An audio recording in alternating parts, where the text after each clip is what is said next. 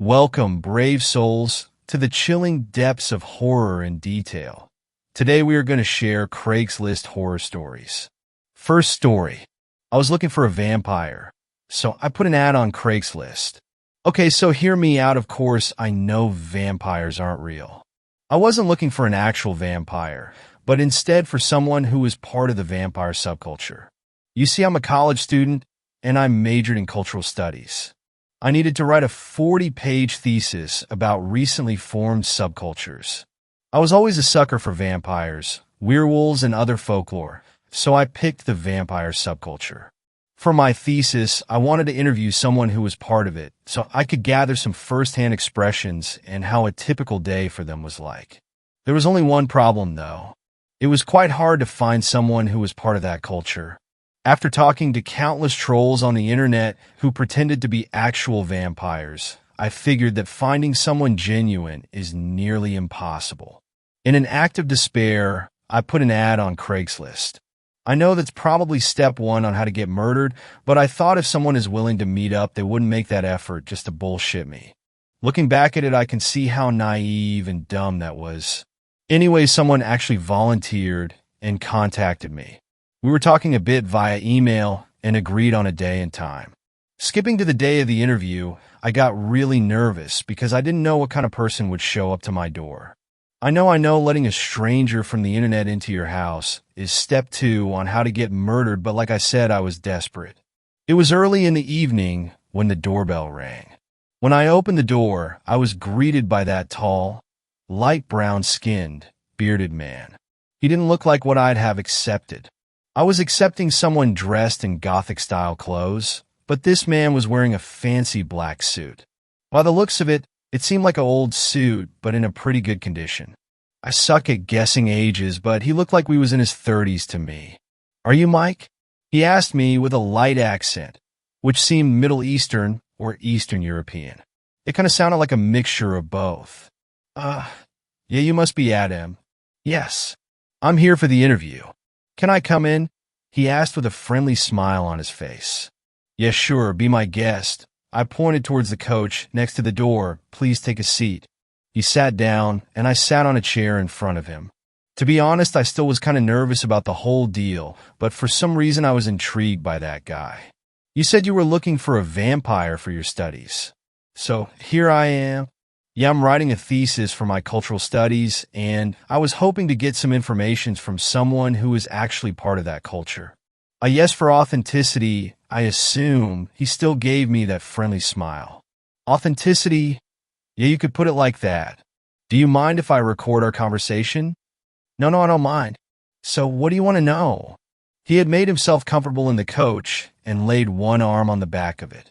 "Well, just tell me about yourself and how you got into this lifestyle." Very well, you see, this lifestyle was inevitable for me. I had some family issues while growing up, and things tend to happen, you know. I was confused by his reply, but I didn't want to ask him what he meant by that. "Oh, I see. Well, then let me ask you another question. How do you become a vampire? Is it just a mentality you develop, or does it require more?" "You get bitten to become one, of course." He laughed. "It is a mentality, yes, and it requires more than just thinking like that. You have to life it. Feel it." "I see. Since you joked about the biting, do you really bite people and consume human blood?" "Yes, some of us do, but animal blood will do it too." "Aren't you afraid to get any diseases by doing that? And how do you get even human blood?" "I don't think a hospital or something wouldn't just hand you bags of blood." "No," he chuckled. "I'm not afraid of getting sick. Obtaining human blood is quite simple. You just ask someone to volunteer." "Like you did?" Yeah, I replied in confusion. I didn't catch what he meant by asking. "So you get blood donated by volunteers?" "Yes, sometimes," he said while smiling again. "And how often do you drink blood?" "I guess it depends on how often someone donates." "Well, when I was younger, it was almost daily, but nowadays it isn't that often anymore. It's once a month and to special occasions. We only have to drink once a month." "I see. Do you have any preferences when it comes to the blood? I mean, do you look for a certain blood type?" "No.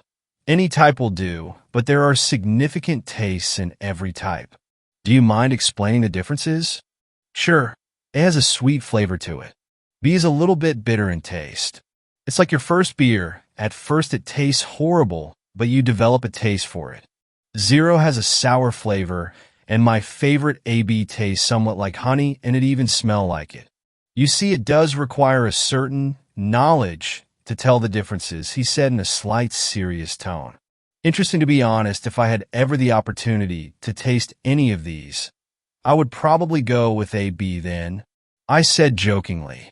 Would you like to try? His tone had changed into a friendlier one again. Unfortunately, I don't have any with me, but the next time I have some I will share it with you, he chuckled again. That would be very generous, I said with a nervous laugh. My initial interest in him became slowly a suspicion. The way he talked all about this was kind of unnerving to me. I wasn't sure if he was just trying to scare me or if he was genuine. Any further questions? He smiled and gave me a patient look. Oh yes, sorry, I was lost in my thoughts for a moment. Does being a vampire affected your life? If so, how and which ways? A good question. Yes, when I first became a vampire, it took me a while till I adjusted to my new life. It wasn't always easy for me. I couldn't do certain things anymore that I loved before. For example, I love gardening, farming, and growing every kind of crops. You see, my family were farmers, and I wanted to be just like my father when I was growing up. Unfortunately, after my transition, I wasn't able to farm anymore. My brother had passed away, and my parents didn't like what I had become, and we had a little family dispute. I guess every good household has their fair share of arguments. His voice was overtaken by a sadness. Oh, I'm sorry to hear. I hope they change their minds and you guys can make up, I said, trying to comfort him. Sadly, this won't be possible. They passed away a long time ago. He changed his sitting position and straightened his posture. But the past is the past. I mourned their loss long enough. His smile had returned. Oh, I'm sorry for your loss. Anyways, let's continue with the question, shall we? Yes, go on. What do you think of the depictions of vampires in modern pop culture, literature, and so on? Surely it must have a big impact on you. Inaccurate. The depiction changed over the years. There was a time when we were feared, but many authors and alike romanticized the concept of vampires to fit a modern audience. I would even dare to say that some are disrespectful to my kind. I'm talking about the sparkling ones. His tone had changed into a serious one again. I couldn't figure this guy out. First, he was all friendly and charming, but then his demeanor changed rapidly. All this talk about we, us, my kind freaked me out a little bit. Is this guy just messing with me, or does he actually think he is a vampire? Either way, I decided to play along, because I didn't know what this guy might do to me if I didn't. So, you don't agree with the modern depiction. What would be an accurate one? Well, Mike, you see one right in front of you. His tone hasn't changed, but he had a smile on his face. I gave him an obvious nervous smile. Oh, so you were telling me that you were an actual vampire? He chuckled. I didn't say I wasn't, did I? Great. My suspicions were correct. I invited a psycho into my house. I just hate it when I'm right. God knows what he was going to do if I said something that would upset him. He didn't seem stable. His moods are a roller coaster ride. Man, this was probably part 3 on how to get murdered. I had no idea what I have to do to get rid of him. This pissed me off quite hard, but I tried to hide my anger and my frustration and put on my best poker face. Okay, so just let me get that straight. You are a real-life vampire. Yes, I am what you would call a vampire. All right, you didn't tell me how you became a vampire, though. I said, well, trying to keep my shit together. God, he hissed. God? What do you mean by that? God turned me into this. He had raised his voice and was almost shouting at me. All the shit I tried to hold together were almost let loose as he was shouting at me. Okay, we don't have to talk about that if you don't feel comfortable. I would prefer if we didn't. Do you have another questions for me? He had calmed down and was talking in a friendly way again. For sake, this guy was bipolar or something. He wasn't obviously right in the head. How old are you? He gave out a thoughtful HM, like he was really trying to figure out his age. I don't know anymore. I can't answer this question, I'm sorry. I lost my sense of time millennia ago. Well, but I can tell you that I saw many empires rise and fall. I saw how the Romans conquered almost the whole known world back then. I saw the Dark Ages in Europe, the discovery of the New World, the American Revolution, the World Wars. I saw and lived everything, and I will probably see much more. So you must be very old then. Did you know Dracula? Was he also a vampire? You mean Vlad Tepes? No, he wasn't, and yes, I did know him. He invited me once, and I stayed with him for quite some while. He was a great host to me. I see. What about garlic? Is it really a weakness to you? It smells horrible, he laughed, but it's not. Religious objects, on the other hand, are quite unpleasant. Why? As I told you, he turned me into a restless soul. This time shouted at me. I lost my shit at this point. A mix of feeling scared and angry overcame me, but I kept calm. All I wanted is that he just left. I decided to conclude the interview. I'm sorry, I didn't mean to upset you. I have 2 questions left you. It's okay, he again switched to a more friendly tone. What are your last questions? Where were you born? Another good question. I was born in the cradle of the first civilization. It's today's. He paused. What is it, Mike? I can hear your heart racing. Are you upset? My poker face was not good enough. He had seen through it, and he could tell that I was mad. So I took all my courage and told him, I'm having a hard time believing you. That's all. Oh, Mike, I have nothing to gain by lying to you, but I can show you the truth. He almost sounded sad, and then he closed his eyes. Never in my life did I feel so much fear. I was shocked to my core when he opened his eyes. Did you ever have a really bad dream where you woke up and jumped out of bed? It was like that, but I didn't jump. I fell backwards off the chair. His eyes were red and serpent-like. His light brown skin turned grayish. He was so pale he didn't look like he was alive. That friendly smile turned into a sinister, toothy grin. For sharp fangs did portray as he grinned. 2 on the top and 2 in the bottom. Do you believe me now, Michael? As he said that, he stood up and squatted down next to me. What is your last question? I crawled backwards to the wall to get some distance, but it was no real use. I only moved a few inches to the wall. Is Adam even your real name? I stuttered in terror. No, it's not. Adam is an alteration of someone's name who was dear to me. I have a third question, I uttered in fear for my life. When was the last time you drank blood? Adam's, or whatever his real name was, grin became wider. It was exactly 1 month ago. I wept. Are you going to kill me? He put his hand on my shoulder. SSH, don't be afraid. I will drink from your blood, but I won't kill you, Michael. You were a great host to me, so you shall life. Then everything faded to black. I woke up the next day on the couch where my guest sat. Everything looked like the day before. I was still shaking in fear and felt like crying. This whole deal felt like a nightmare, but I was still alive. This thing had mercy on me and let me life. This wasn't a dream, it was real. I checked the recording of the interview. It was empty. That goddamn thing didn't record anything. I felt like I was going crazy. The recording was my only proof that this night really happened, but it was gone or never there.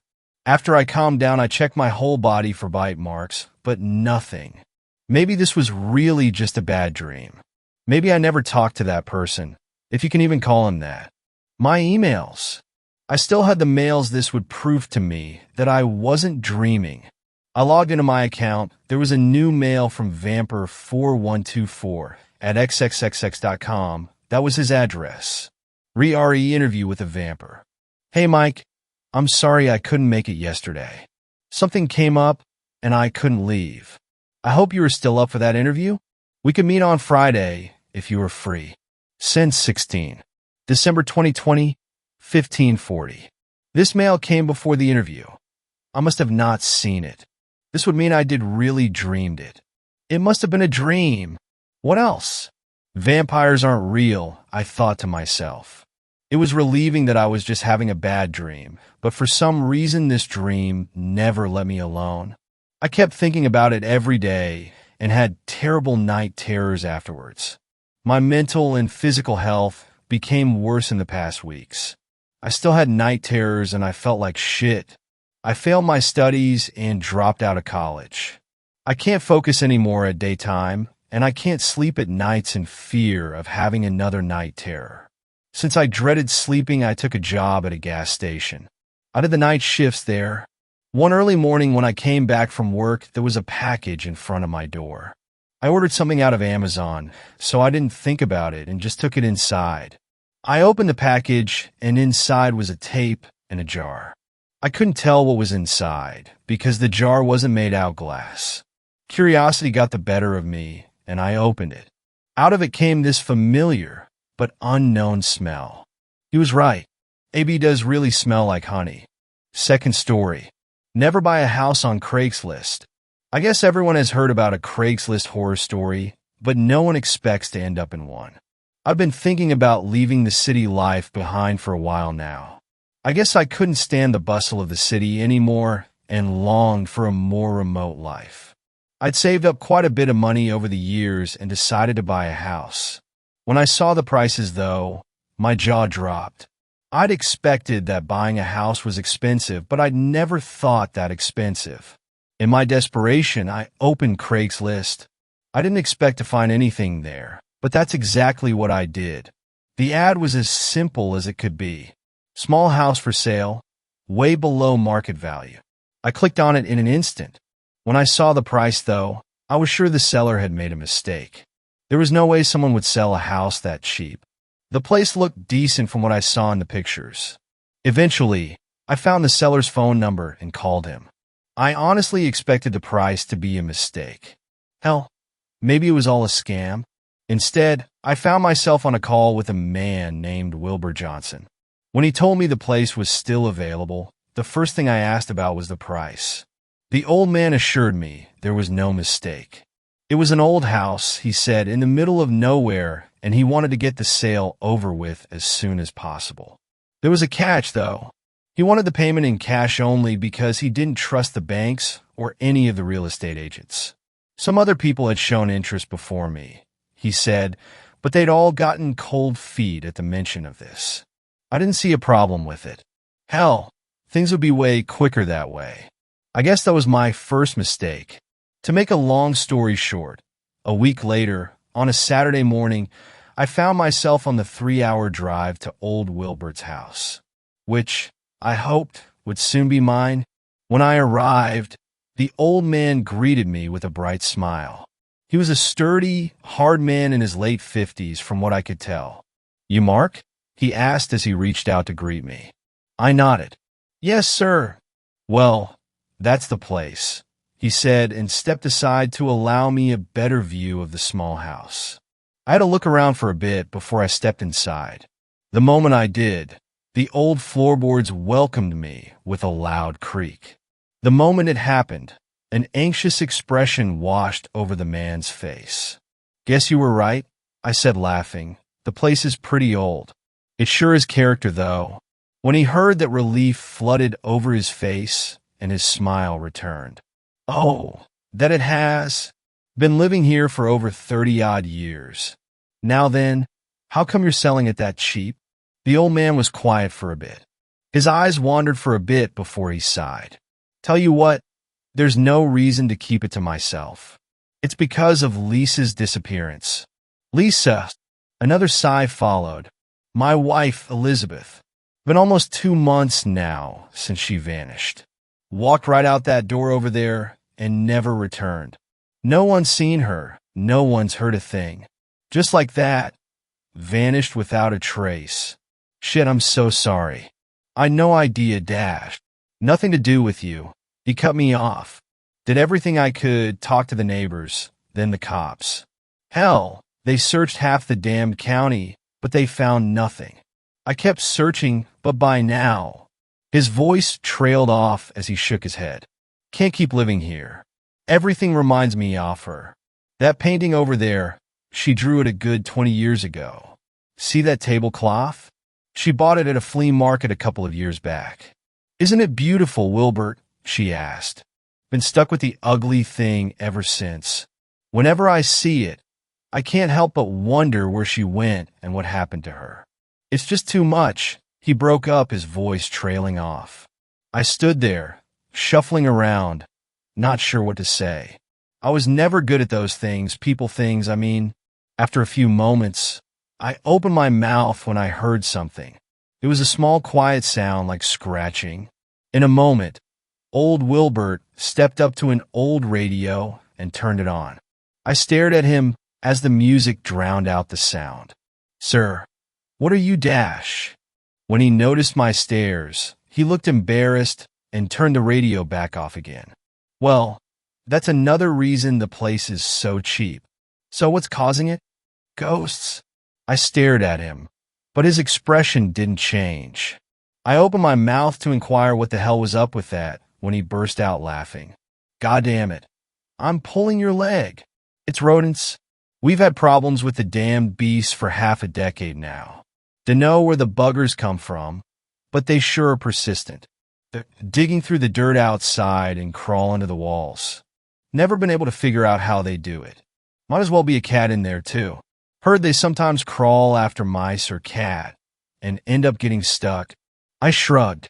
"Well, I plan on renovating the place. Anyway, remember you telling me about that? I've got quite a bit of junk stored up. Been planning to give the place a good old once-over myself, but with Lisa going missing and all that, I never had time to do it." With that, he led me to his garage and presented me with an assortment of tools and materials. "Tell you what, I'll add all of it to the house for free. God knows, I can't take it with me anyway, and I sure as hell won't need it anymore. Take it as an apology for not telling you about the rodents beforehand." I thanked the old man wholeheartedly. Looking at the amount of stuff here, I might well be looking at $500, hell, maybe even more. We talked more while the old man led me through the house.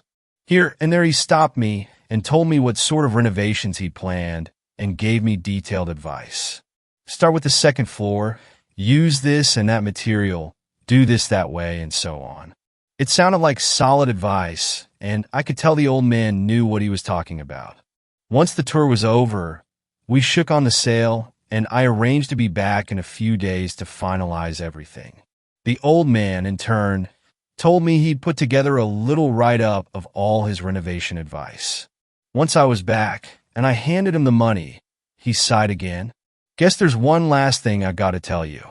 This place, well, it's got a history." I looked up. First the rodents and now what? "It's probably all nonsense." He started shaking his head. "But Lisa always talked about that stuff. She said back in the day when folks still owned slaves, there's been a lynching out here. Never gave much of a damn about those old tales, but this time I couldn't help but laugh." Was he pulling my leg again? Tell you what, I never believed in any of it, but Lisa swore she heard wailing and crying in the middle of the night. To be honest, I think it's just those damned kids down by the creek. "What kids?" "There's this old shack down by the creek, not too far from here. Some local kids, teenagers mostly, hang out there, getting drunk and causing all kinds of trouble during the night. Well, it doesn't sound like anything I can't handle." It was a few minutes later that we shock on the deal. The old man handed me his notes and told me he'd written down his phone number. If I had questions about the renovations, I should call him. Once he'd driven off, I stared at what would be my new home. Quite the place, I thought. Sure, I'd have to put in quite a bit of work, but there was no way I'd get a cheap property anywhere. For the first couple of nights, I didn't sleep in the place. There was still all the old man's furniture in there. No, to feel comfortable here, I'd have to get rid of his stuff first. To be honest, it felt weird disposing of someone's entire life and memories like that. Even worse was the damned scratching.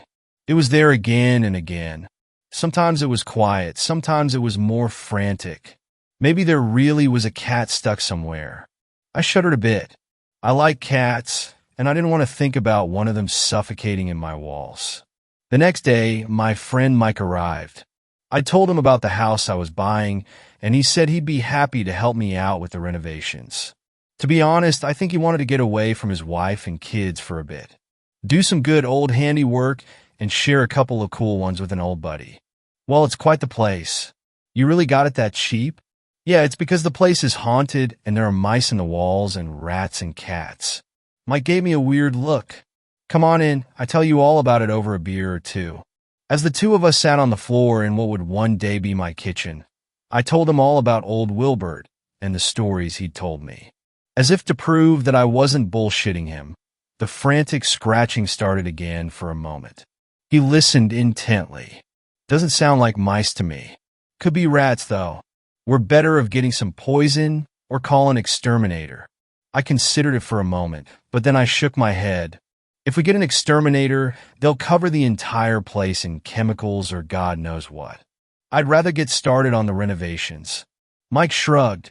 Well, I warned you. Don't blame me if we find some giant rat colony in one of the walls here. We share another beer before we started on the work. There was a lot to do. The floorboards were old and rotten in many places. The wallpaper was stained and old-fashioned, and some partition walls had to go, I decided. Either way, we had a busy few days ahead of us, hell, maybe even a week. It wasn't long before we retorted to the old man's method of turning on the radio. The scratching, while quiet, was still somewhat distracting. Mike and I made some decent progress the first day. At first, he wanted to get himself a hotel room in the nearby town, but after a bit of back and forth, he agreed to stay. We spent the evenings talking about old stories from high school and college, and often Mike would tell me about his wife and kids. As much as he told me he was happy to have some time away, I could tell he missed them already. During our third night at the place, he woke me up in the middle of the night. "Dude, you hearing this?" he asked me in a quiet, hushed voice. As I listened, I could hear the scratching, but there was something else. It was quiet, coming from quite a distance, but I was sure I heard it. It sounded as if someone was wailing or crying. I thought back to the old man's story about the lynching and what his wife had heard. Then I shook my head and remembered what he'd told me about the kids out here. Probably some drunk kids around. The old dude told me they're gathering down by the creek to get drunk. Maybe they thought it was fun to mess with a new guy. Mike nodded, but he still looked unnerved. "Yeah, I guess you're right. Want to go out and teach them a lesson?" I laughed but shook my head. There was no way I'd go out in the middle of the night to chase some teenagers. I also didn't want to become known as the local crazy guy. Eventually, we got back to sleep. Still, somehow my mind lingered on the story. That scratching, that wailing, there was something about it that didn't seem to fit. The next day, busy with renovations again, I'd already pushed all those thoughts away. Guess that was my second mistake. We doubled down on our efforts. Me trying to find a hint of those damned rodents, and Mike most likely wanting to get out of here. He'd always been the superstitious type. When the wailing started again on the fourth night, Mike told me he'd get a hotel room if it would persist. I retorted that it was those kids again, but this time he wouldn't have it. "Yeah, so you're telling me there's some group of kids out there that got nothing better to do in the middle of the night? 2 times in a row. Man, I don't know. Maybe it's a cat stuck somewhere. I sure as hell don't believe there are any freaking ghosts." Mike grunted, but said nothing. For a while, I considered going out there to figure out who or what was causing it, but not long after I drifted off to sleep again. At this point, we were on the 5th day of renovations. The place was almost barren by now. We'd started on the upper floor first. After that, we'd taken down the partition walls and had stripped down the old wallpaper. Not knowing too much about renovations myself, I'd followed the old man's guidelines almost to the letter. That was my third mistake. "So, what else you want me to take care of?" "Well, you could clean the garage for starters, and that lawn looks like it hasn't been cut in months." "All right, hilarious Mark," he said when he saw the enormous grin on my face. "Tell you what," I started, "how about we take a bit of a break for the rest of the day? Tomorrow we take care of the floorboards down here, and that's it. God knows those need to be replaced." As if to prove what I'd said, I switched my balance a bit, and the floorboards creaked in answer. "Sounds good, but if we hear any weird noises again, I'm out of here." I sighed but nodded. Then I realized something. I had heard none of the scratching today. Maybe our ruckus had driven off whatever rodents had infested the place. I didn't know a damn thing about mice or rats. That night we sat together until long after midnight. I'd brought out my old laptop, and we spent the time with some old movies and a bottle of whiskey. Not a sound was heard all night. No more scratching, and sure as hell no wailing. Told you there are no ghosts here, I slurred. Yeah, whatever, Mike said, laughing. Taking care of the old floorboards was much tougher than I'd imagined, with a hangover that is. Still, somehow we made decent enough progress, and by noon we were done with the first half of the house. Guess those rats really are gone, aren't they? I shrugged. Guess so. Not a sound. To be honest, I half expected them to linger below those old boards. Sure hope they stay the hell away. We continued joking around and having a good time. It all changed when we found the basement. As we removed the floorboards in the old man's storage room, we stumbled upon an old hatch. Once our initial surprise was over, we pried it open, revealing a staircase. All right, man, what the hell? The basement, I guess, I said matter-of-factly. Yeah, I ain't blind, but why the hell's it hidden like that? Things still hadn't clicked. Who knows, maybe he just didn't use it. Hell, maybe it was infested by rodents, so he sealed it off? Yeah, or it's a secret serial killer basement. Dude, not funny, I cursed. All right. You want to check it out? As I looked down the dark stairs that led, somewhere below, a feeling of apprehension washed over me. I didn't feel so sure about my words anymore. Finally, I nodded. We each got a hold of a flashlight and started our descent. There was no light down there, and for a moment I half expected the old hatch to be thrown shut by no other than old Wilbert himself. Shit, man, this is creepy, I mumbled. Will you stop? I don't like this any more than you do. Once we'd made it down the stairs, we found ourselves in a small, damp room. It was empty. Small, isn't it? Sure is, I said. The entire basement was no bigger than one of the rooms above. Wasn't a basement usually the same size as the house? At least there are no rats, I said. Yeah, but this wall here's kind of weird. What do you mean?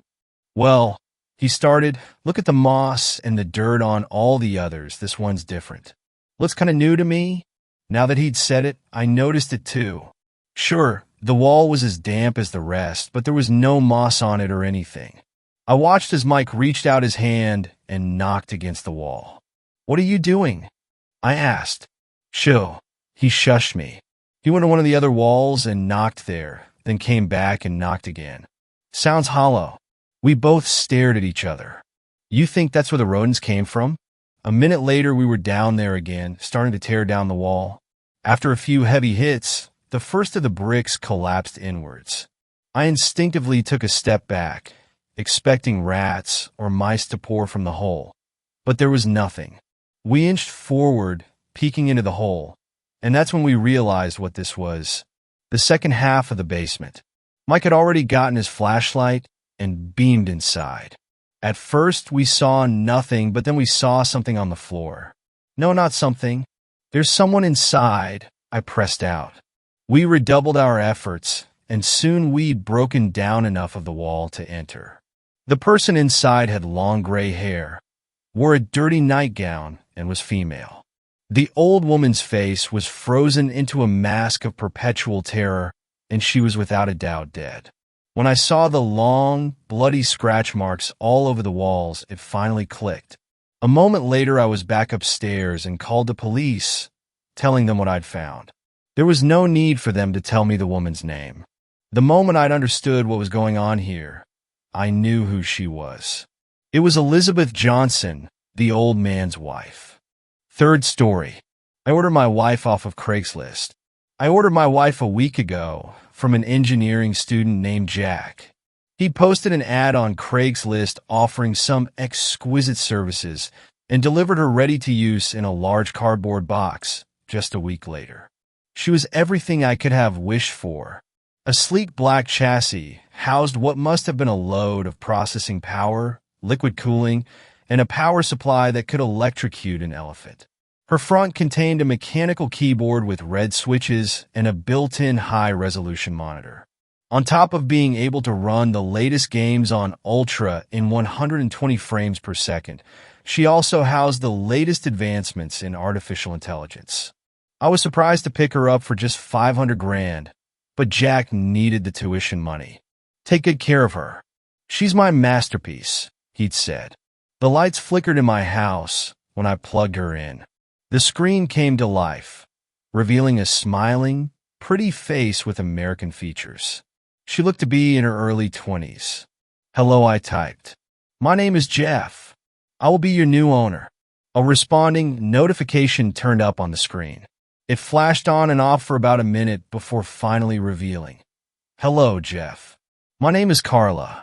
I have a secret. We talked about college for a while and about how my father was overseas and I never got to see him.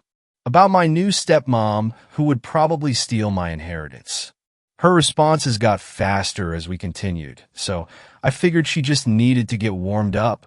I plugged in the Ethernet cable and played a bit of Battlefront on my Carla, who watched me with that same winning smile. I love you, Carla. Good night. I typed before going to bed. Yours came back up almost immediately, in flash for a moment, before finally displaying you are in love. I scratched my head. Did you mean we are in love? I typed back, but got no response. I took a peek inside her code, but couldn't decipher much of anything. It had no documentation whatsoever and was surprisingly short, only a few gigabytes. I called Steve to check it out in the morning. Steve was an honor roll, 4.0, valedictorian CS student with a job offer waiting from Google. He also used to frequent the gaming club on campus, which is how we met. We still do a few raids together on the weekend. I think my parents' money had something to do with how insistent he was that we stay friends. He whistled as he came in. Looks fancy. What are the specs? Probably near supercomputer level, or whatever 500 grand will buy you these days. There's a thing I need you to take a look at. And be careful. That's my wife.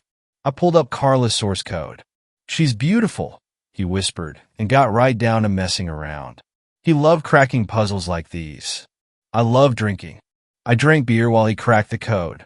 It's lovely how it all works out sometimes. Jeff, I think we have a problem. I rushed over. You did not just break my wife. He held up a shaking hand and placed it on my shoulder. No, she's fine. Or as fine as she is now. But Jeff, we need to call the cops. Right now. There's a person inside.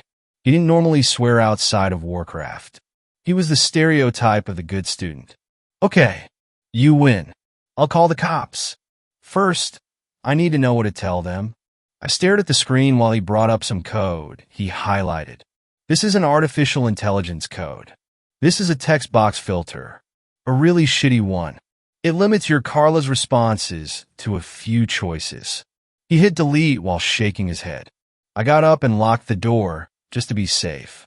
I say it's really shitty because it actually stores what it failed to send. I brought it up and well here, call the cops when you're done.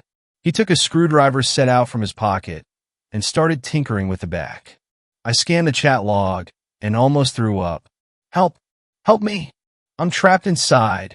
Failed to send. It's dark and I can't see. Failed to send. Jeff, please. I have a family.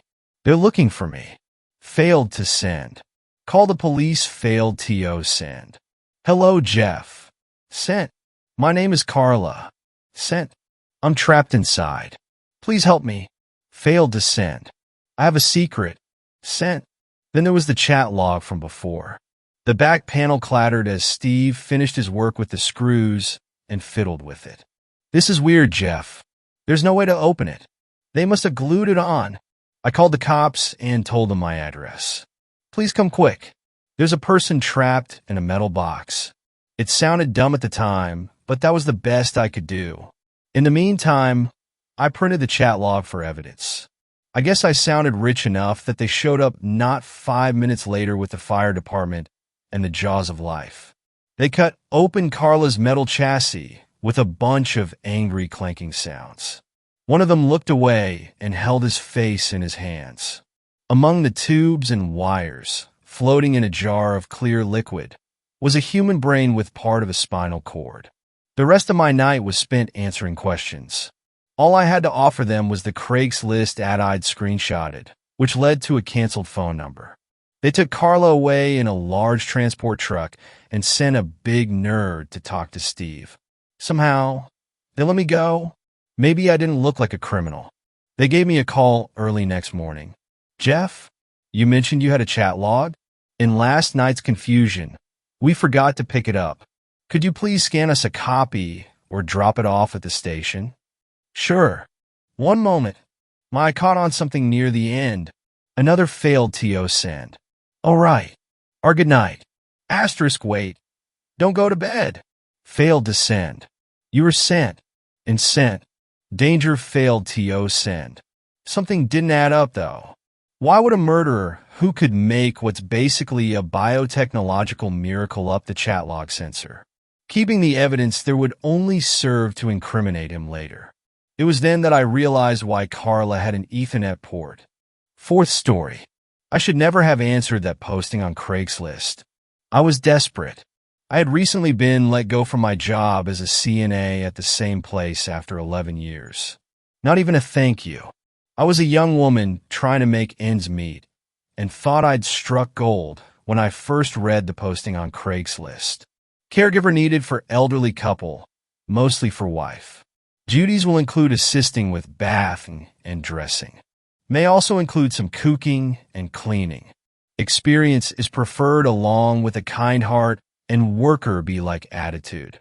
Good starting pay offered. Other than the obvious spelling mistakes, the ad sounded perfect. I did wonder why they didn't ask for any references, but at that point, I couldn't afford to be picky. My other efforts of finding work hadn't panned out at all. Within less than 24 hours after I applied, I received a response back asking me to come out and meet them the next day. I checked my calendar, and I was free. The town was basically one main road running straight through the center of town. There were a few homes on each side. A lot of them were multi-level homes, with some having yards that looked neglected and needed sprucing up. I pulled up to the house, with the GPS blaring, "You have arrived at your destination." I got out of my car and took a moment to look around a bit more. As I was scanning, my eyes meet those of an elderly man sitting in a chair on his front porch. I smiled and waved. But instead of returning the gesture, he stared back at me with a blank expression. He had that 1,000-yard stare going, and it made me shiver a bit despite it being quite warm outside. I didn't see anyone else out and heard no sounds except an occasional bird chirping somewhere unseen. There was an eerie calmness about the whole area. Answering the front door after several knocks was an elderly man. He introduced himself as Douglas. He welcomed me inside and asked me to take a seat in his living room. I sat down in an open chair, with Douglas saying he'd be right back as he walked upstairs. I heard Douglas lose his footing a couple of times, as I'd hear a thud on the wooden stairs every few steps. I got up and walked over to the bottom of the stairs. "Hey, are you okay, sir?" By the time I got over, I saw him disappear around the corner upstairs. He never did answer me. I retook my seat in the living room and looked around the place. The TV had some old game show on that I didn't recognize. I have to be honest, the whole place looked a bit unkempt and dusty. And then there was the smell. It was something I couldn't quite put my finger on, kind of musty, like they hadn't opened the house up in a while. I sat and waited for a while. The whole time, I thought I heard talking from upstairs, even with the TV on. I'm guessing Douglas was talking to his wife. I wanted to get this going, though. Lord knows I needed this job. Finally, after a while longer, Douglas came back down, this time accompanied by his wife. "Hello, my dear, my name is Martha. How do you do?" Her stuttering threw me off a bit. I extended my hand to shake hers, but all she did was give me that familiar stare like the man outside did earlier. She turned to her husband, and he simply nodded at her. She awkwardly extended her hand, and we shook. I swear I could feel something tingling beneath the skin on her palm. Another shiver came over me. The three of us sat and talked for a bit, and I got mostly yes or no answers to my questions. Before I could ask about their lack of wanting any references, I had nature calling me to find the bathroom. Martha directed me to one through the kitchen and down another hallway. Her instructions weren't too helpful, but I eventually found it. The musty smell assaulted my nostrils as soon as I opened the door. Good God!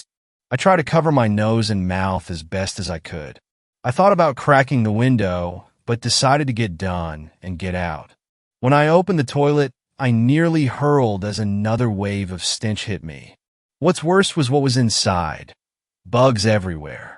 Some looked dead, but most were squirming around inside the water and the bowl. Many climbed over each other to get out as they fell out and came right at my feet. I stepped on a few, and they crunched like dry leaves under my shoes. Hell, I pulled the door open so hard it slammed into the wall as I let go.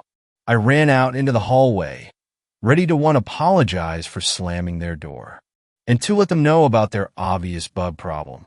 But I only made it a few feet when I stopped dead in my tracks. At the end of the long hallway was Martha. She was standing there, completely still. The lighting in the hallway wasn't too good, so I could barely see her face, much less anything else. You okay, Em, my dear? We heard you scream. Everything all right? Yeah, you guys have a lot of bugs in here. Maybe cockroaches, I couldn't tell. And I'm really sorry about the door. Don't worry about the door, my dear. Happens all the time. Come in the kitchen and we'll have some tea. I really didn't like tea, but I figured I needed to try and make up some ground with them after what just happened. Martha went into the kitchen and I soon followed. She reached into the cabinets and was pulling out seemingly everything inside. Can I help you find something? It was then I stopped talking and took a closer look at my surroundings. On top of the cabinets, on top of the refrigerator, even on Martha's clothes, there were more bugs, possibly hundreds of them, all with their little antennae slowly waving around. And many seemed to be looking right at me with large, dark, compound eyes. Martha! I started stepping out of the kitchen, back towards the living room, back towards the front door. Yes, dear? She was still fumbling around when she finally pulled out the tea kettle. Found it. I took a quick peek behind me, and Douglas was nowhere to be seen. I turned back around to see Martha standing so close to me, our noses almost touched. Ass! I fell, landing hard on my back. Martha stood over me, and she had handfuls of the creatures crawling over her clothes and skin. Some fell off onto me, and I tried to fling them off. Where are you going, my dear? Don't you want some tea? As she spoke, a couple of the things fell out of her mouth. I even saw a top tooth come out as well. I sprang to my feet and turned towards the door, and ran smack right into the thick frame of Douglas. I fell back again, but not all the way over this time. I grabbed a chair for support and half kneeled as the two bodies of Douglas and Martha slowly advanced on me. It was at that point that something came over me, and I made a split-second decision, one that I would soon come to regret. I got to my feet and sprinted right past the both of them. I went between them as they tried to grab me and ended up falling into each other. I made it to the front door and reached for the handle. It took me a couple of seconds to realize there was no handle. I tried to find a way, any way to get the door open. Nothing would work. I frantically looked all around for some other way out. There was no way I was going into that kitchen or hallway again. I had only one choice, the upstairs. I took the steps two at a time, almost slipping in the process twice. The upstairs was no better than downstairs. It was dark and musty. The smell? Oh God, the smell was putrid. I covered my mouth and nose with one hand while I tried to open every door I came to. None of them opened, but I swear each time I tried the handle on one, I could hear muffled voices behind the door. They sounded like they were crying out for help.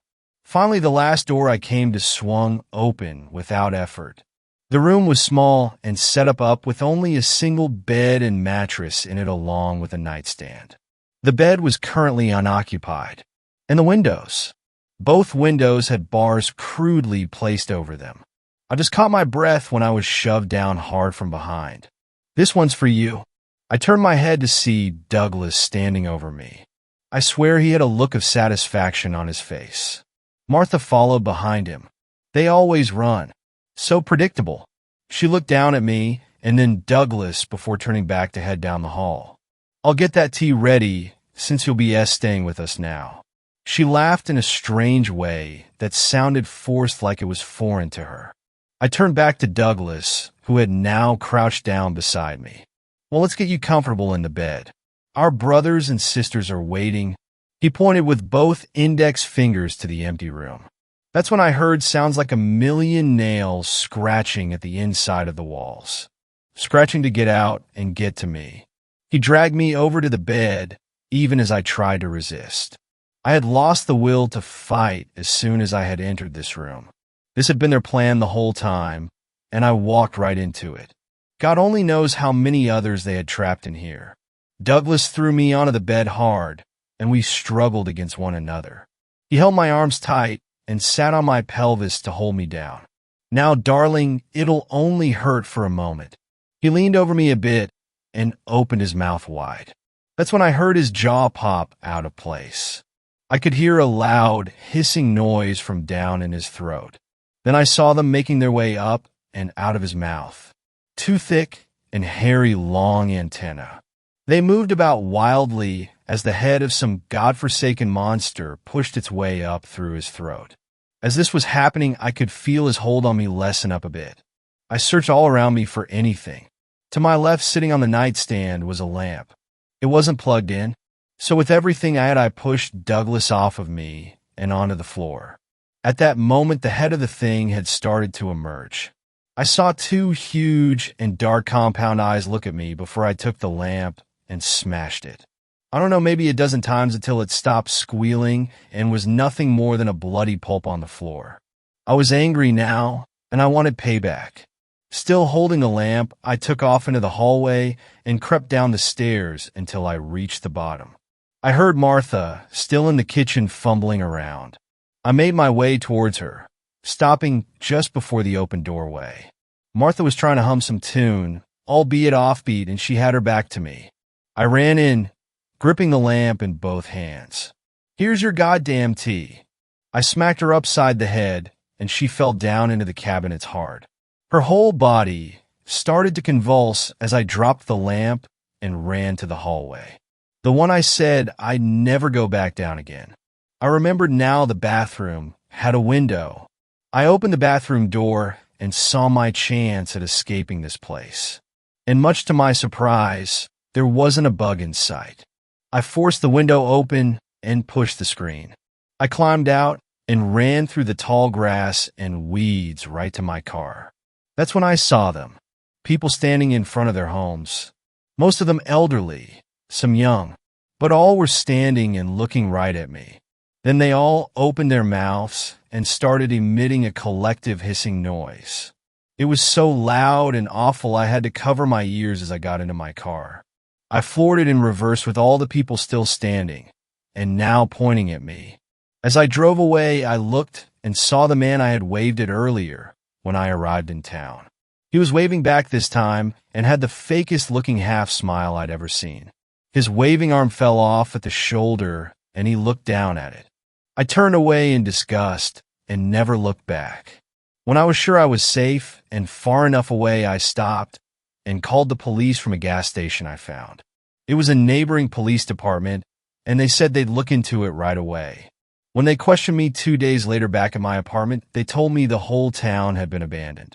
There was no trace of anybody. Homes left empty, some still with the TVs on. I asked about any people trapped in the house I was at. The officer just shook his head silently. It took a while, but I did find another job at an assisted living facility. This one I applied for in person, though. And I'm happy to say it's a great place, a bit of a drive, but it's worth it. No bugs as far as I can tell. I just want to leave you with this warning, though. Those things, whatever they were, are still out there somewhere. I don't know what they are or where they came from. And I think I made a mistake by killing what was inside of Douglas. At night, I can hear the sounds of scratching in my walls. It's my turn for payback. So watch out for news of strange disappearances in your area. And if you ever see a posting like the one I did on Craigslist or anywhere else, take my advice. Avoid them at all cost. I have to go now. The scratching is getting louder. Fifth story. Never accept a job from Craigslist. You will regret it. So a few months back, I was laid off from my job due to unforeseen circumstances on the part of the company. I sent as many resumes as I could for about a month, but got nothing in return. When my bank account began to dry out and my desperation took over, I resorted to searching for a job on Craigslist. Now, I know what you're all thinking, believe me. I share the same eerie feeling to anything remotely related to them. I myself heard a few tales from jobs gone wrong, or almost, but mind you, I was desperate and practically broke. Rent in NYC is the stuff of nightmares, and my only other options were selling my organs or turning into a cam girl. And I'm neither healthy enough to have valuable insides or have the naked disposition to be, well, naked. I began my deep dive into the world of odd and potentially fatal job offers. Most were short-term, low-paying gigs, but one in particular caught my attention. Full-time, live-in nanny needed for upper-class family. Above average salary. I clicked on it. My wife and I are looking for a full-time live-in nanny to help take care of our baby, 8 months boy. We live in a 5-acre state in Far Hills, New Jersey. Nanny will be well accommodated in a room of her choosing, provided it's on the first floor where the rest of the staff resides, and will have full assistance from the housekeepers. Nanny must have at least 4 years of experience with the care of infants. References will be needed and checked. Speak English fluently. Know CPR and basic notions of emergency care. Tend to my child every need. Knowing French is desired but not obligatory. If hired, the nanny will receive financial compensation of $1,000 per week, always paid on Sundays at 5 p.m. Do not contact us with unsolicited services or offers. I didn't have most of that, but for $1,000 per week, I could be a flying purple giraffe if they wanted me to. I convinced 2 of my friends to pass as former employees. And about the CPR thing, what were the odds of a toddler needing it anyway? I applied. He called me back the next day, wanting to arrange an interview in Loco. He said, the house was a mansion. I couldn't even guess how many rooms it had, but it was pretty far away from the rest of the city. Mr. Leclerc was a somber-looking man with a weird gaze to him. Every time he looked at me, his eyes did this thing, this continuous moving from side to side, this twitchy little shake, looking at me rather than at me. Honestly, it freaked me out, but luckily, he traveled most of the time. Mrs. Leclerc, on the other hand, was a stay-at-home mom. She was much younger than him, too, even though her sickly appearance probably added some years to her face. She spent most of her days locked inside her room in the dark, without talking to anyone. She was probably suffering from PPD, but wasn't being properly treated for it. One thing I forgot to mention, I wasn't actually allowed to care for the child.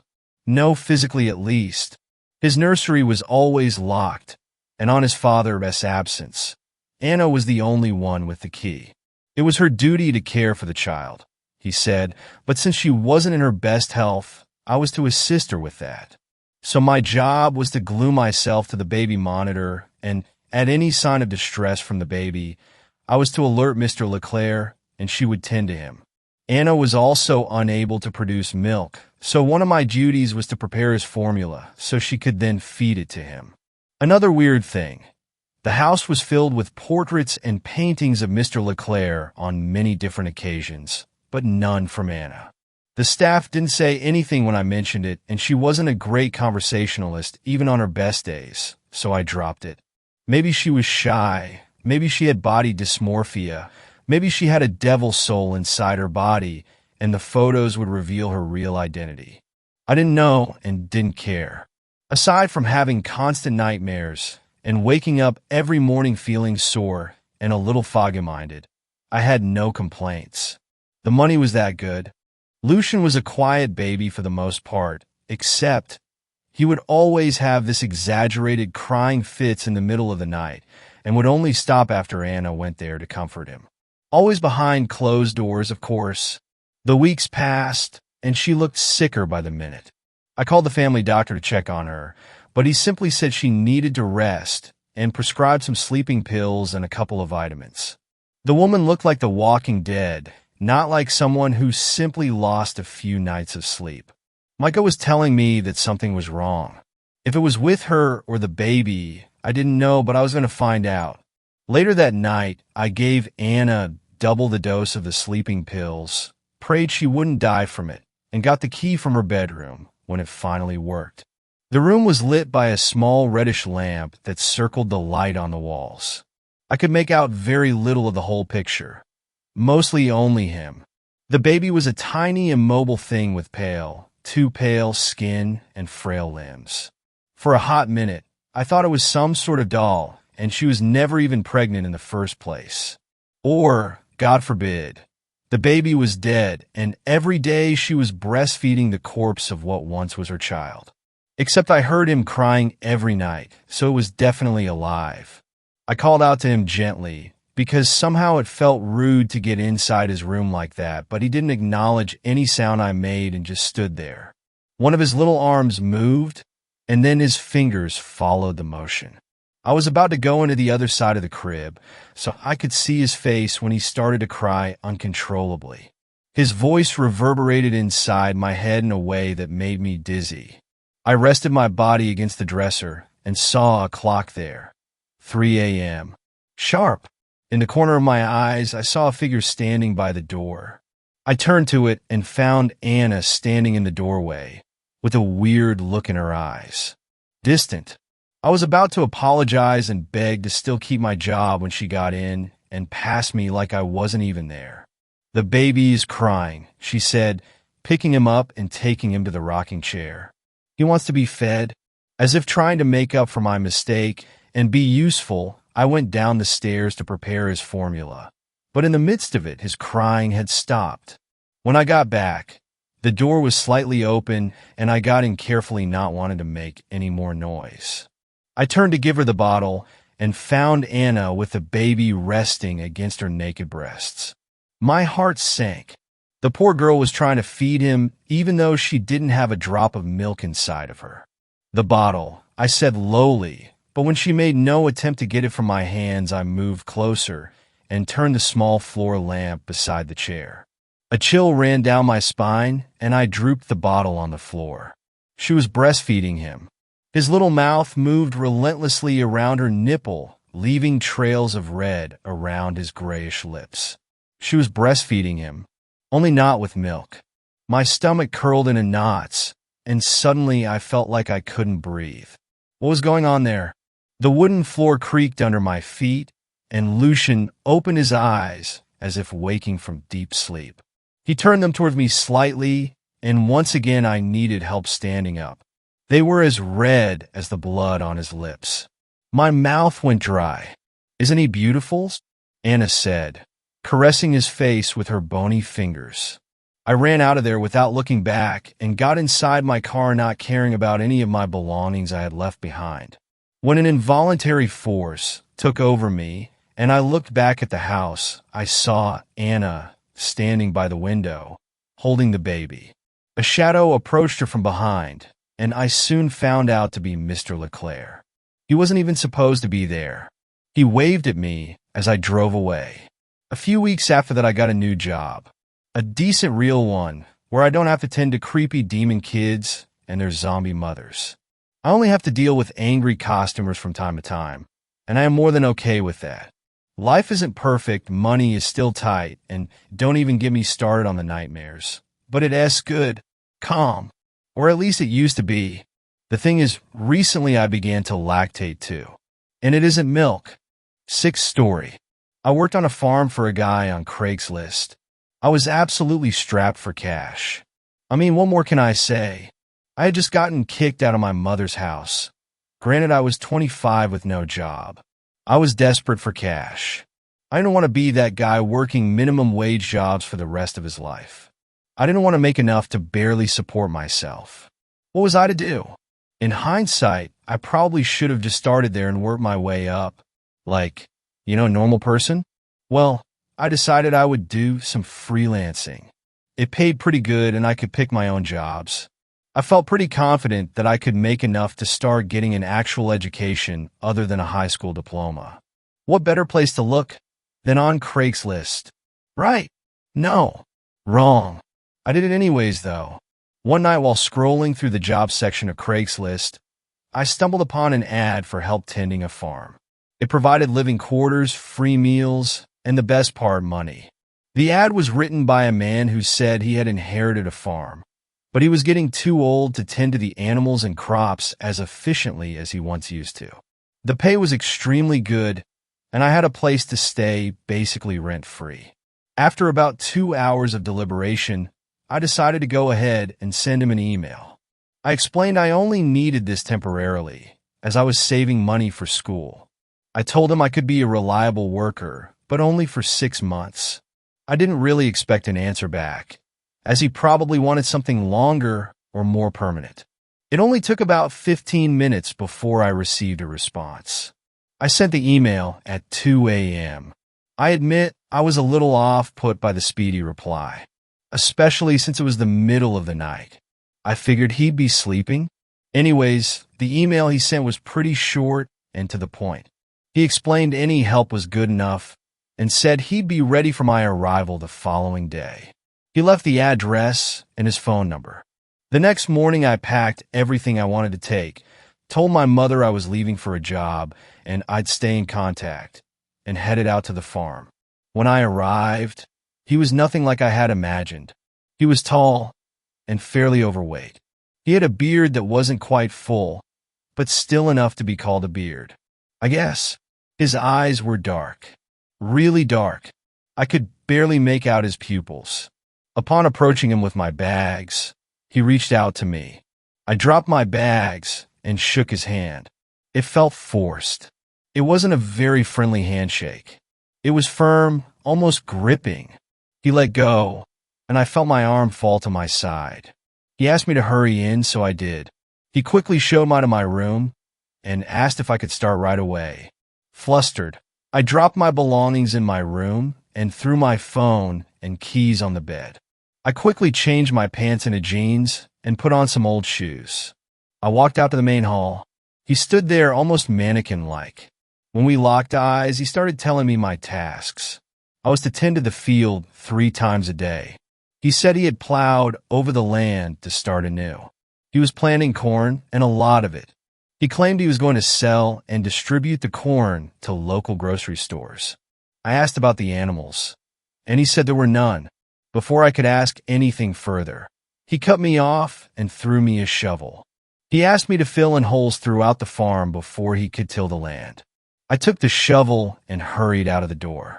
Staring at him was uncomfortable. I was tired. I had barely slept the night before. Hell, I had sent the email the night before. This all felt like a whirlwind, but all I thought about was the money. I knew in my gut this wasn't right, but I really, really needed this. The farm was huge. At the end of the field, you couldn't even see the house anymore. I know because I had to walk to the whole way through it to fill in holes. Holes I never found, by the way, until the edge of the farm. It was surrounded in thick forest. I knew it was a rural area, but I didn't realize the farm was basically a one-way in, one-way out kind of deal. The forest was dense, really dense. You'd get lost in a matter of seconds if you weren't paying attention. When I reached the very end of the farm, I noticed only one hole and about 14 other already filled in holes. Why would he send me out here, over a mile away, to fill in one hole? I felt uneasy about the whole thing. As I started to fill in the hole, which was about 10 feet deep, I couldn't stop glancing over at the already filled and disturbed ground. After I filled in about 2 feet worth of dirt, my curiosity got the best of me. I decided to dig into one of the already filed holes. These were not small holes. They were wide and about 12 feet in length. They were big enough to fit a deceased cow. Hell, maybe even 2. I had already figured that's what the case was, considering there weren't any animals. I'm glad I went with my gut. It didn't take much digging to reach the first, weird object. It was a wallet. I picked it up and opened it, but it was completely empty. I tossed it to the side and kept digging. That's when I saw a hint of red fabric. I couldn't tell right away what it was. It could have been an animal wrapped in a blanket. It's safe to say I was heading into denial. It was only about 4 feet down when I discovered the body. Her body was in bad shape, but she wasn't decomposing. All of the trauma she went through was clear on her skin. I knelt down and felt her body. She was cold. I sat there for a couple minutes, just staring at her. Once I realized that her time of death had to be within the last 48 hours, I ran to the nearest tree and vomited. I didn't even bother filling in the hole I was supposed to, but I reburied the girl. Her body didn't deserve to be exposed like that. I threw the wallet into an entrance of the words near the graves. I figured the police would find it, even if you were to try and hide the bodies better. After that, I ran. I felt like an Olympic athlete. It was starting to get dark, and I had to make it back before then, or I'd be wandering around this field for hours. The last thing I wanted was to be hunted down like an animal in the pitch black. I knew that's what he was going to do. He knew filling the hole would have taken until dark. Once I reached the house, I finally stopped to catch my breath. I knew I had to remain composed, or he would know. I regulated my breathing and walked in. He was sitting at the dining table to the left of the house. I couldn't tell what he was doing, but once he heard me open the front door, his head swung around so fast I thought he'd snap his neck. He looked at me like a deer in the headlights. It was obvious he hadn't expected me back so soon. "You're done?" I could tell he was trying everything in his power to remain calm. I got sick. I had to come back. I'll go back out to finish it. I have to use the bathroom. I tried to sound as nonchalant as I could, but I knew he could tell I was lying. After looking at me up and down, he said, "Okay, then get back to it. I want it done by tonight." I shook my head and hurried to my room. I took the clothes I had taken off when I arrived and shoved them into my suitcase. I was so happy I hadn't unpacked. I grabbed my phone, but my keys were gone. Frantic, I started looking for them as quietly as possible. He took them. I knew it. My original plan was to run in, grab my things, and book it the hell out of there, which is pretty hard to do with no keys. I sat on the bed for a moment. My phone had no signal, and I felt a sense of dread wash over me. I started going through my pictures. If I was going to die, I wanted to see my friends and family one more time. Even if it was just over a phone screen, it felt like enough. That's when I stumbled upon my 23rd birthday party, when my mother had gifted me my car as a present. I stood proudly by my car, with a set of keys in each hand. I had 2 sets of keys. I don't know why it didn't dawn on me earlier. I never used them, but I always carried them in case I locked myself out of my car. I unzipped my suitcase and pulled everything out of it. At the very bottom was my second set of keys. They must have been the first thing I threw in while packing. It was a mindless habit at that point, and in that moment, I couldn't have been more proud of myself. I decided to say screw the clothes and grab my phone and the keys. I peeked out of the bedroom and walked to the bathroom. It wasn't hard to act ill, because I was already nauseated from sheer terror and anxiety. I tried to make over-exaggerated gagging sounds, but I eventually threw up. It wasn't my intention, but it made it more realistic. I rinsed out my mouth and stuck my phone and keys into the side of my pants. I made sure they weren't obvious and headed back out the main area. Still sitting at the dining table, I told him I was ready to finish the work. He nodded, and I walked out. I started walking toward the farm again because when I looked behind me, he was watching me through the window. I walked slow, and once he wasn't watching anymore, I fled to my car. He heard my frantic running and bolted outside. By then I was already in my car and pulling out. He started to sprint full speed at my car, and I floored it. I heard 2 gunshots ring out, and I felt the slight impact as one of bullets shot through the passenger seat. I sped until I felt safe. It had taken me 4 hours to get there and about 2 to get home. I immediately went to my mother's and told her everything. Turns out there were 52 bodies discovered on the farmland when I reported what had happened to the authorities. They conducted a thorough search of the whole farm. Many missing persons cases that went cold throughout the years were coming to light. The only thing they didn't find was him. I look every few months to see if they finally have a lead, but they never do. The name he had given me was fake, and the phone number was that of a burner phone. I didn't have any pictures of him. I described him to a sketch artist, and that was about it. Although, I saw online that there's a farm on the West Coast. Pays well, living expenses taken care of, and free meals. It's run by some old man who says the work is just too much to handle by himself. It seems too good to be true. The similarities are eerie. I know you might need the money, but I wouldn't go if I were you. 7th story. Don't use Craigslist. Trust me when I tell you this, don't use Craigslist. I know that may be obvious. It's not ideal meeting up with a stranger and giving them money and giving them your address or going to their house. About a week ago, I decided I needed a new phone. I chose to look on Craigslist.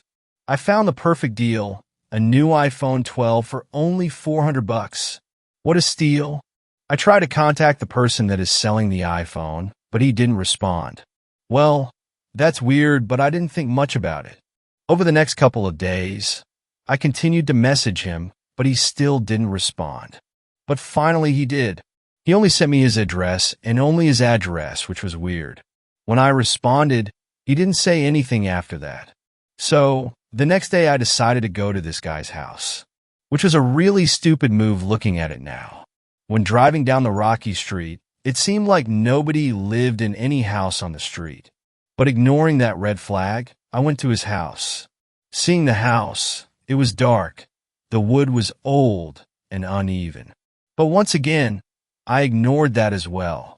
When walking to the front door, I noticed the grass was uncut and rough. It went up to my knees. When I approached the front door, it just swung open, which startled me. "Hey, what the hell?" I said, almost falling on the rocky floor. "Do you want the phone or not?" a man said in a deep and dark voice. Yeah, I have $400 in cash. Is that what you want?" I spoke. "Yeah, that'll work," he said. I walked up and gave him the money. He snatched it from me and slammed the door in my face. I started to yell. "Hey man, what the?" I said, angered. He didn't open the door for what it seemed like hours, but when he finally did, he just stuck his arm out with the phone. After I grabbed it and thanked him, after I said, "Oh, by the way, what's your name?" He paused, then he said, John Smith." After that I turned around and walked away, but I didn't hear him close the door. When I turned on my car, I looked at the door. I saw him. I saw him still staring at me. Creeped out, I put all my weight on the gas pedal and floored it down the street. When I got home, I was way too tired to actually set up the phone. I fell asleep once my head hit the pillow. When I woke up and I turned the phone on, but I noticed something strange, something unusual. I noticed that the phone was still signed in with the last person, probably the creepy guy that sold it to me. So, feeling a little nosy and curious, I opened the phone. "What an idiot," I said, laughing. "That guy didn't even have a password. This is too easy," I thought. After opening the phone and going to the home page, I immediately went to the Photos app. After opening the app, there was nothing. There were no photos in the camera roll. Weirded out, I went to the photo albums, and that when I found something. The photo album was titled, "A Fun Night," with a winking emoji. At first, I thought the pictures or videos and there would be very different. But they weren't. There were only 2 videos, both with a black thumbnail. Then I did something I regret. I played the first video. When the first video started to play, it was a black screen. The only sound I heard was soft rain. After a few seconds, the camera quickly panned up. It made me jump. It was so quick and sudden. The camera was turned to look at a car outside. The camera stayed fixed on that car for more than 30 seconds. What the hell is this? I thought to myself, confused. Then a woman actually opened the car door and got out of the car. I did not know this woman, nor have I seen her. After the camera wouldn't move away from her, a man started laughing in a maniacal tone. Then he said, "Can't wait to have a fun night with you," he said in a scratchy voice. That's when I stopped my breath. I knew that voice. That voice was the same as the man that sold me this damn phone. Thoughts began racing in my mind. Was he a murderer? I thought, is this video a prank? After the first video ended, I went to the second video. I noticed this one was exponentially longer than the first one. While the first one was 2 minutes long, this one was 7 minutes. The same thing happened like in the first one. It started out as a black screen with rain in the background. But the difference was it was in an abandoned warehouse. Then around 45 seconds in, I heard soft, quiet crying. Cries of a woman. "Shut your mouth," the same man yelled. She stopped immediately. The camera panned to look at the woman. He stood the camera up against the wall of the warehouse. She was the same woman that got out of the car. I started to become lightheaded because of this. Is this a sick joke? I thought. Did he actually kidnap her? Then the man reached his arm out to caress her knee. She started to whimper like a sad dog. Then right after she started to cry, he slapped her right in the face. "Shut up," I said in a loud and demanding tone. Once again, she stopped. The man then grabbed a knife out of his pocket and cut the rope around her mouth. She started panting and breathing really heavy. The man then said in a maniacal tone, "I want to have a little fun." In one swift motion, he pushed the woman down and brought the knife up to her chin. He moved the knife around her jawline. Blood started to leak out under her chin. Then he dropped the knife and started to choke her. She started to turn purple, then she became lifeless. He then picked up the knife and started to carve a wide smile on her face. After he finished the smile, he grabbed the camera and showed her wide and bloody smile. He started laughing and said, "Wasn't this fun?" After seeing this, I jumped out of my bed and drove to the police station. After I gave the police the phone, they figured out the man and the woman in the videos. For legal reasons, I will just say their first names. The man's name is Dale, and the woman's name was Jessie. The man was convicted of murder and is now in prison for life. The woman sadly died from blood loss.